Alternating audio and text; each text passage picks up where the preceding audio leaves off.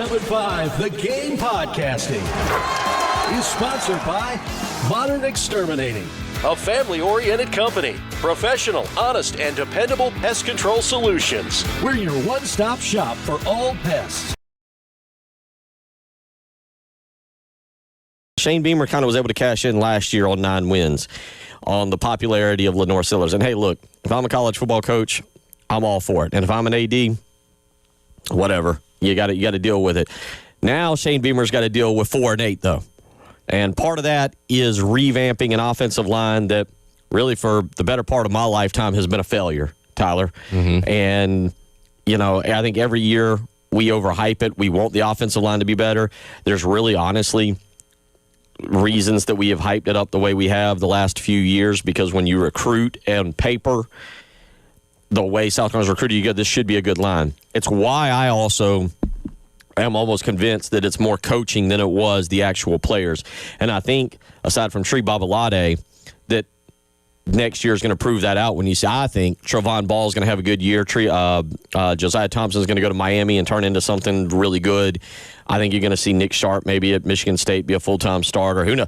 If Boaz Stanley goes to Purdue and turns into a really good center, then you'll say, okay. We look at Lonnie Teasley and go, you owe us some money and a couple muffin baskets for what you did here. That was criminal. But now South Carolina has to revamp this entire offensive line. It looks like on paper, Shed Surratt lines up as the only guy coming back that would be penciled in as a starter. And pencil is going to be the key word here, because the eraser can be used. Marquis Anderson's back. Kirk Cigletti's living the spotlight right now. Cash in. Yeah. Hold Indiana's feet to the fire. They got money. They do. I know he's already been able to acquire some of it, but now would be the time. Yeah. His name will be the one in every single coaching cycle every single year. Back up the Brinks truck to him. That's throw right. the money at him. College football, NFL, everybody's going to want to go after Kurt Cignetti. I think it just stays at Indiana. Will he ever get more publicity than this?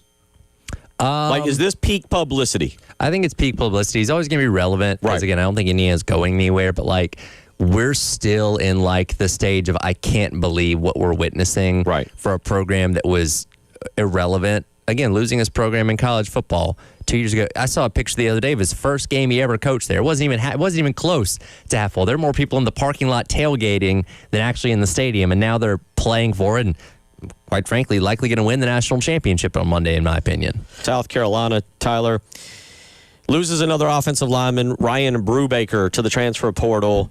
And, look, limited snaps, injured throughout his career, maybe a lot of upside, maybe a lot of potential. We'll never know. Hopefully he goes on. He was represented the game. I think this is one thing you have to take into account with the portal. He represented the university as best he could. Sure. Didn't ever hear about him in trouble. Unfortunate for the young man. He was highly thought of, but injuries slowed his career. Hopefully he goes back somewhere, maybe to a smaller school, and has, I don't even know what his eligibility situation is because of injuries. I guess you can't apply for a medical redshirt until after your senior year. Yeah, so if anything, he has 1 to 2 years left. Again, he's too far along to have been a COVID year guy, which now means that you only have 5 guys returning from last year's offensive line room: Damola Judahan, Blake Franks, Shed Surratt, Marquis Anderson, and Nolan Hay. Mike Tomlin stepping down. Now, keyword stepping down, not retiring, not fired. Right. Mike Tomlin stepping away, and as I feel like I'm learning in just about everything, there's an expiration date for anything and everything. And I say this because I had this conversation off air with a lot of people. It feels like Dabo Swinney's expiration date with Clemson is coming. That doesn't mean he's done with coaching football, but it's getting very contentious. Yes. You see what I'm saying on that? And again, Kyle Whittingham's expiration date hit with Utah.